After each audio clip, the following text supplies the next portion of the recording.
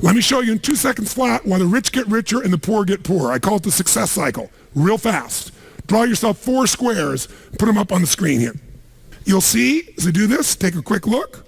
You'll notice you've got the word potential up in the left-hand square. Up in the right-hand square is the word action. Bottom right is the word results. Bottom left is the word belief, or another word for that would be a sense of certainty. Potential, action, belief, results. And notice there's arrows in a clockwise fashion where they just keep feeding each other over and over and over again.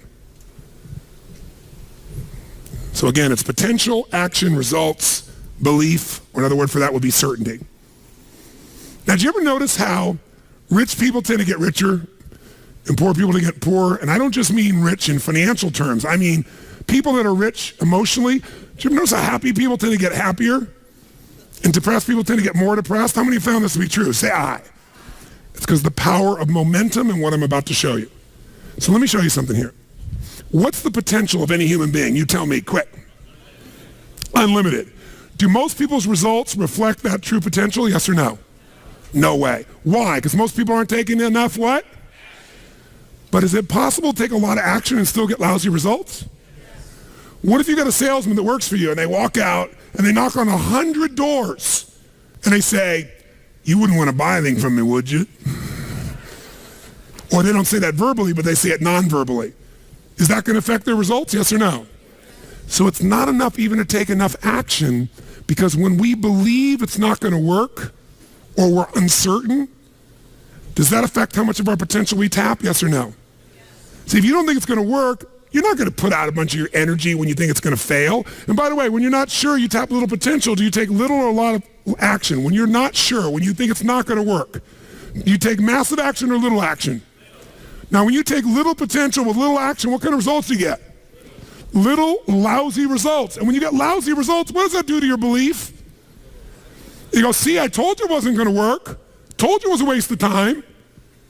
And then, by the way, when you have less belief, how much more potential do you take? More or less? If it's possible, you tap less potential, more or less action. Less. And what happens to your results? They get even what? And now they got worse results. What does that do to your belief? And by the way, now you see the current economy. Isn't it true? Everybody out there is going, oh my God, the results are so bad, it's going to get worse in the future, so I better pull in my horns, there's less potential, so I'm not going to push as hard. I'm not going to take much action. Oh my God, I'm getting lousy results with little potential of action. Oh my God, it's going to get worse. That's what creates a recession, depression, whatever you want to call it. How do you change that? A lot of people, and even a lot of businesses say, well, gosh, we train our people. Who's ever done this? You train your person, they do well for a while, and then they drop off in their skill set. I don't care if it's sales. I don't care if it's a technical skill, having to do with accounting or something on the computer. Who's experienced this with people you work with? Say aye. Now, you're highly motivated. It's your business, or you're the leader in the business, or you're the manager, or you're the head of department, or whatever. So you got a lot of drive. So you bring emotion to the table, and you do enough repetition that you master it. They don't. If you give up on them, you're losing and missing out on what it takes to train someone. So here's how training looks. In the beginning of training, when you first start doing something, how fast do people learn and make shifts? Slow or rapid? Huge rapid change happens, right? There's this giant growth that occurs.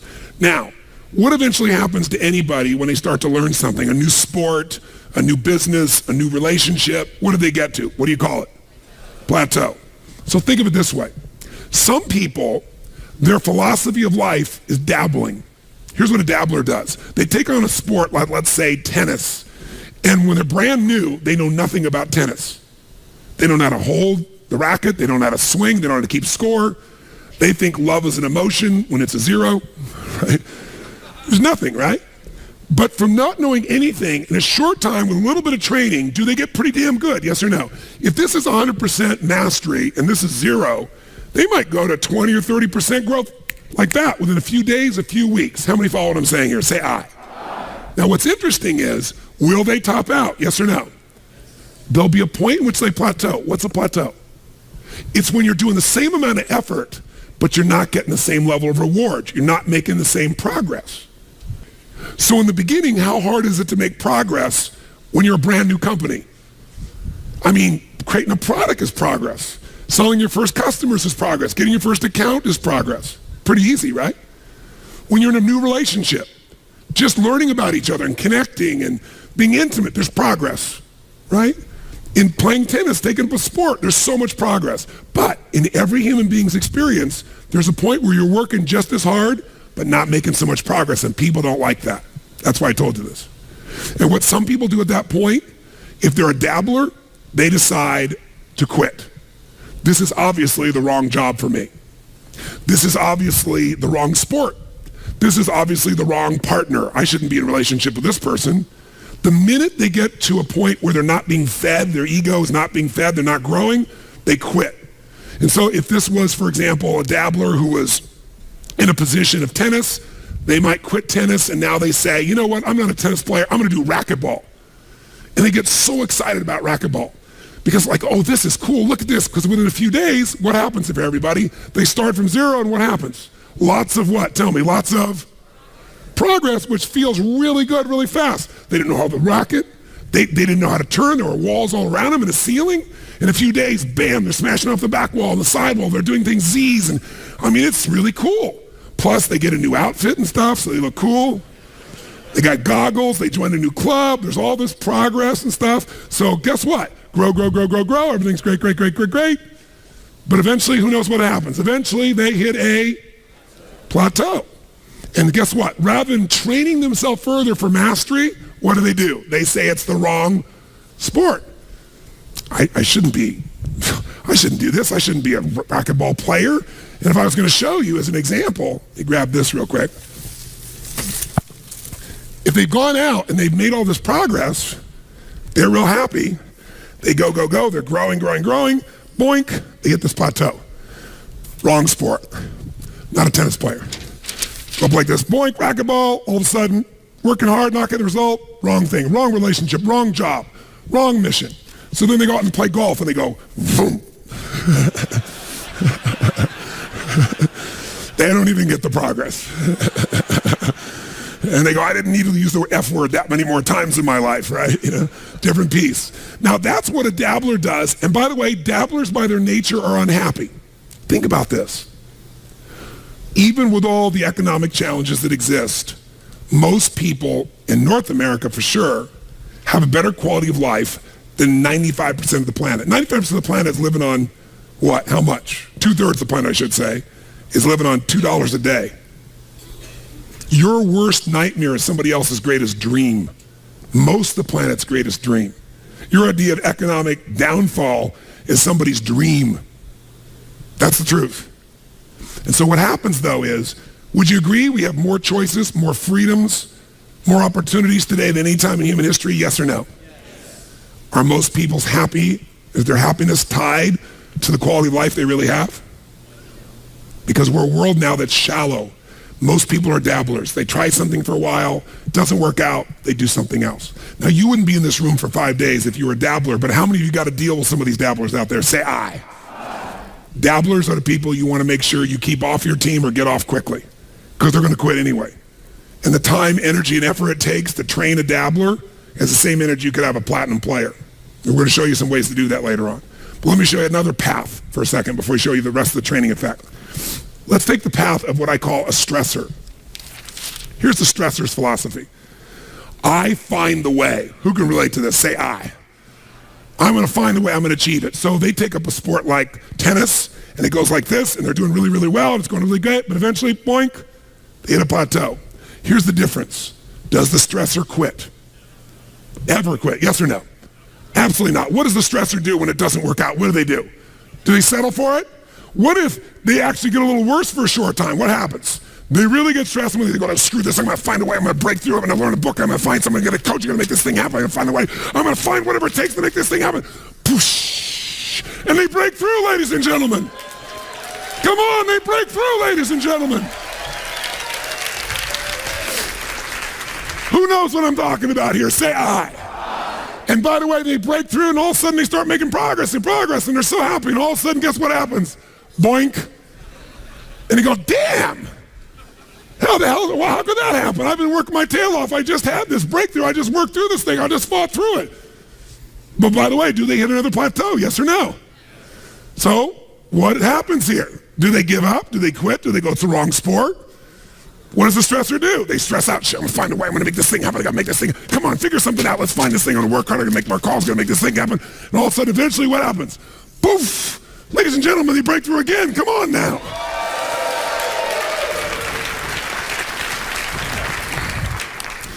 And by the way, they eventually get where they want to be. The problem is they're so stressed out by the time they get there, they're so exhausted, they can't enjoy it.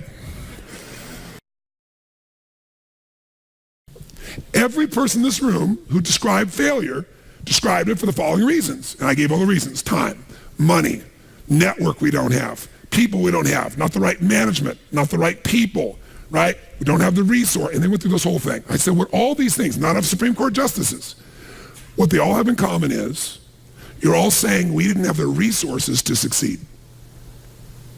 Money is a resource. Time is a resource. Technology is a resource. People is a resource. Experience is a resource. Supreme Court justices are so many resources, right? And they all agreed. I said, here's the only problem. I said, in my experience, and you correct me if you're wrong, and I want an honest answer. When we get out of ourselves and we look at human beings and their ability to succeed or fail, how many people you've ever met who did not have the resources and they beat somebody who had all the resources?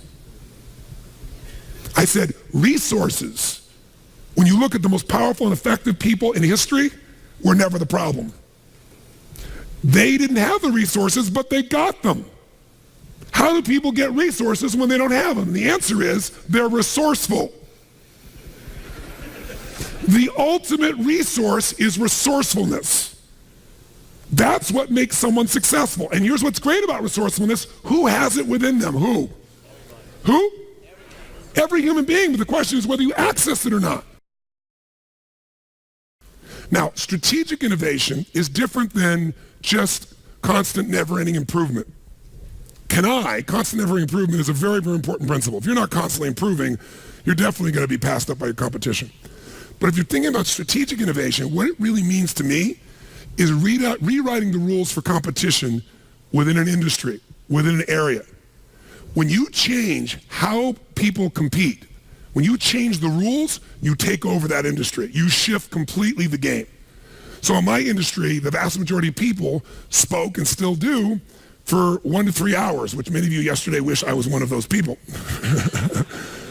But that's usually it, because what it was is about inspiration, right? It's inspire people.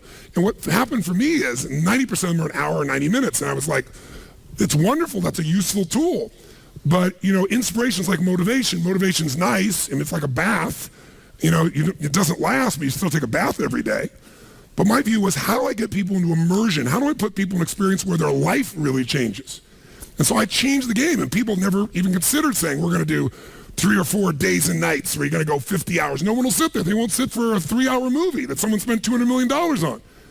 But I changed the game. I changed the rules, because once people got the result, even if in the beginning it was tough on them, by the end, the level of transformation was so huge, it changed the rules, it changed the game, it changed the size, it gave me a brand, it let me dominate an industry. Because when people walk up to me throughout my life, the number one phrase, you can see me anywhere in the world, a dozen times a day, not in a seminar, just walking around, is, oh my God, Tony Robbins, you changed my life. It's like, I always say, you changed, but thanks for the credit, I'm glad I helped. But they'll say that like clockwork, every single time. That's different than I like your product. That's different than I enjoyed your seminar. You changed my life. That changes the rules for competition. That created a different way of competing. Now, I didn't do it to compete. I did it because my passion was I love people, and I don't want them just to be inspired for the moment. I want to make sure they really have the tools, the skills, the ability, the shift that creates a lasting change in their life. And I wouldn't settle for anything less. So you don't have to do it to compete. You strategically innovate because you're obsessed with meeting the needs of your clients. Is it the single most important skill in life? We hate the word selling, so I'll give you a word that it really is, that doesn't have the negative connotation. It's the word that all leaders have. What would that word be? Influence. What changes companies is leaders. The only way to change a company is leadership. If I want to change a company that I own and I want to make a shift in that company, the number one thing I'm going to do is shifting leadership. That might be taking leaders to a different level. That might bring new leaders in. That might be new leaders of new voices with new perspectives, with new skill sets, new directions. But we need to take things to another level. Leaders solve problems and leaders maximize resources. If you're going to solve problems, you can't do it yourself or it would have already been solved. You have to get others to help you to do it. That requires influence. True? If you're going to get people to maximize resources, that requires influence. If you're going to get people to partner with you, provide you resources, capital, suppliers, anything, that requires influence. If you're going to have an impact on your kids or your community or the world, that requires influence. There is no more important skill of leadership than influence. And yet most of us think of it like selling, and as a result, we don't master influence. So I'm not here today to try and get you to become a master of influence in 45 minutes or so am I chatting with you here because we have so many of the speakers. This is the area of life I am most focused on. Because I know that if you can't influence, you can't lead. But if you can influence powerfully, intelligently, with integrity, there's no limit to whatever you can envision and what you can make real. And if your influence becomes not just you as the influence, but you're able to influence systems, people, company, culture. If you can turn other people into influencers, now whatever you vision about can be made into a reality. And so as a skill of influence, we got to ask ourselves, how many agree leaders are what change companies? Raise your hand if you agree with that. Say aye. And leaders' number one skill is influence. If you agree, say aye. And then the question becomes, how do you influence? If I can be part of what helps you, but you do the major work or you make the final thing, you're going to own it more. So what I would do with people is I'd say, simple, here's your problem. I want you to write down what the problem is and describe it in 2 sentences max. This is your memo. 2 sentences, crystal clear that anybody will understand it. If you have to write more than 2 sentences, you have to tell them a paragraph, the question doesn't work. It has to be maximum of 2 sentences, ideally 1, so crystal clear anybody can understand it. That's number 1. So you write that down. You write down, define the problem with precision. Describe the problem or the request. And sometimes it's not a problem, sometimes it's a request. Can we turn the air conditioning up? Can we turn it down? Can we have lunch at whatever time? Can we do this? Can we do that? Whatever the request may be. So you write it down. Then the second thing I have them do is describe 3 solutions to their request or problems. 3, and I use keywords, 3 cost-effective, intelligent, viable solutions. Might be viable, time viable, resource viable, whatever the case may be, viability. So what are 3 intelligent, practical, viable solutions that you believe we can implement, to solve this or to meet this need? By the way, why do I have them come up with 3? Someone tell me why. 1 choice is no choice. 2 choices is a dilemma. Until you have 3 choices, you're not at choice. That's my rule in life. You may not like all the choices. Whenever you think you have 1 choice is no choice. If you got 2, you're in a dilemma. There's always at least 3 choices. Plus, I'm making that person become a problem solver. If I solve the problem, they'll just have a new problem for me to solve. But if I can teach them to be a problem solver, the game changes. How many follow? Now, sometimes this is less efficient, but with a mass audience, it was very efficient. And then they turn that in, and then I then have a choice. I can now respond back by saying, circle, I accept your request, or I think solve the problem, we'll do it with your number 1. Or I could modify it, I'm willing to do that, but I think we need to do this and this is the way to do it. Or I could reject it and tell them why. And then we'd have this communication. It was very efficient. This is very different than, tell me what you think we should do in a suggestion box. So now, tell us your question and then tell us at least 3 answers.